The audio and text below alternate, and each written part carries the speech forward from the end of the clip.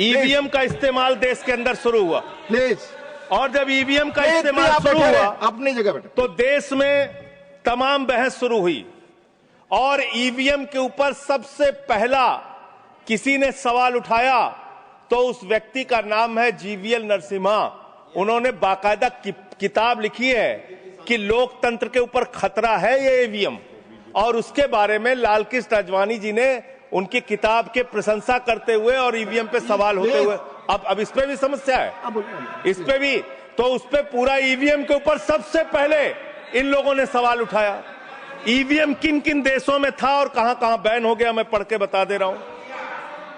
जिन जिन देशों में बैन हो गया, जर्मनी में, नीदरलैंड में, आयरलैंड में, यूके में, फ्रांस में, पुर्तगाल में, इटली में, ऑस्ट्रेलिया में, नॉर्वे में, कनाडा में,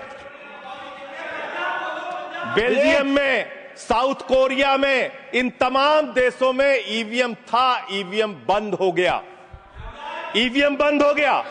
लेकिन मुझे एक मन में शंका होती है जो आपके माध्यम से उधर बैठे हुए लोगों से पूछना चाहता हूं। प्रधानमंत्री जी का आप बहुत गुणगान करते हैं, आप कहते हैं प्रधानमंत्री जी बहुत लोकप्रिय हैं, प्रधानमंत्री जी की लोकप्रियता चमक रही है, वो महामानव हैं, विश्व गुरु हैं। तो ये कौन सी लोकप्रियता है प्रधानमंत्री जी की कि भाई प्रधानमंत्री जी की कौन सी लोकप्रियता है कि ईवीएम से चुनाव कराएंगे तो लोकप्रियता कायम रहेगी, बैलेट से चुनाव कराएंगे तो लोकप्रियता खत्म हो जाएगी? अरे भैया, दोनों में अगर लोकप्रियता कायम है तो बैलेट से चुनाव करा लो, उसमें भी पता चल जाएगा कितने लोकप्रिय है प्रधानमंत्री जी, कितनी लोकप्रिय है भारतीय जनता पार्टी, कितने लोकप्रिय हैं आप लोग, ये आपको पता चल जाएगा। 11 साल से इस देश में ट्रंप की सरकार तो है नहीं, न बराक ओबामा की सरकार है, न बाइडेन की सरकार है। यहां पर प्रधानमंत्री नरेंद्र मोदी जी हैं और गृह मंत्री अमित शाह जी हैं। आपने 11 साल में कितने घुसपैठिए हिंदुस्तान से भगाए, इसके बारे में आंकड़ा दीजिए सदन को आप जानकारी दीजिए। आप बिहार जाते हैं, वहां घुसपैठिया चिल्लाते हैं, झारखंड जाते हैं, वहां घुसपैठिया चिल्लाते हैं, दिल्ली आते हैं, वहां घुसपैठिया चिल्लाते हैं, हरियाणा जाते हैं, वहां घुसपैठिया चिल्लाते हैं, महाराष्ट्र जाते हैं, वहां घुसपैठिया चिल्लाते हैं, आसाम जाते हैं, वहां घुसपैठिया चिल्लाते हैं, घुसपैठिया पकड़ नहीं पाते।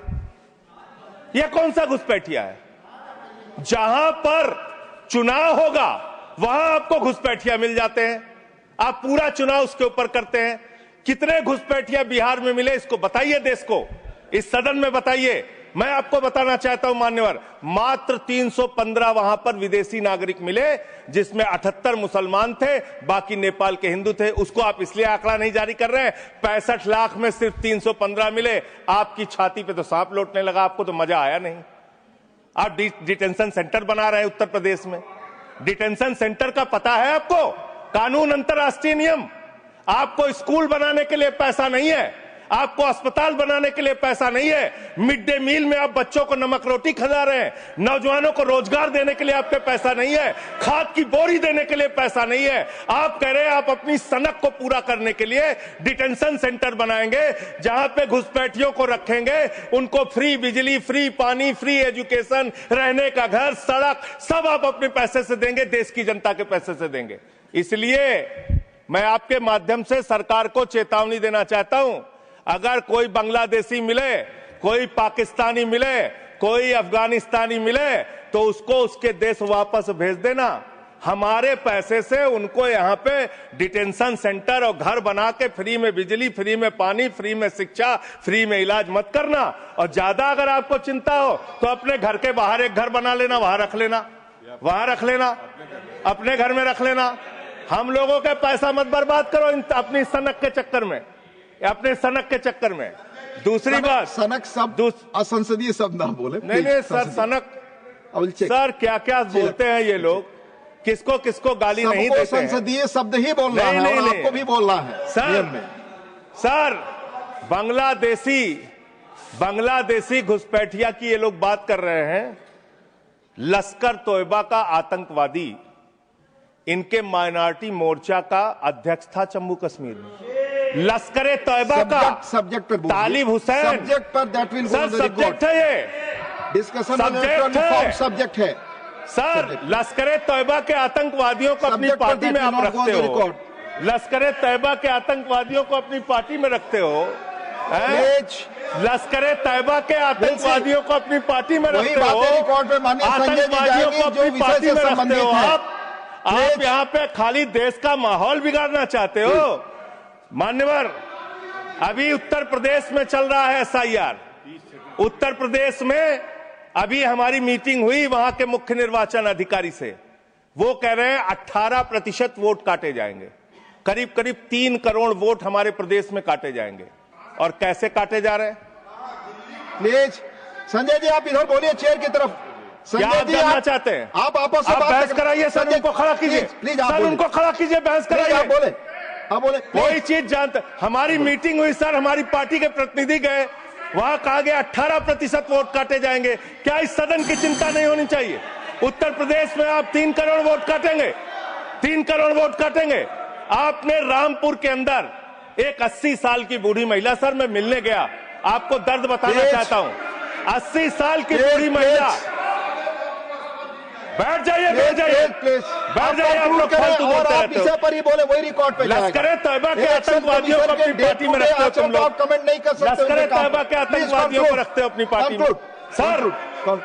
सर रामपुर में एक बूढ़ी महिला 80 साल की, उसका नाम है नूर जहां। सदन को उसकी चिंता सुननी चाहिए। उसने अपने 2 बेटे जो कुवैत में रहते हैं उनका फॉर्म भर दिया।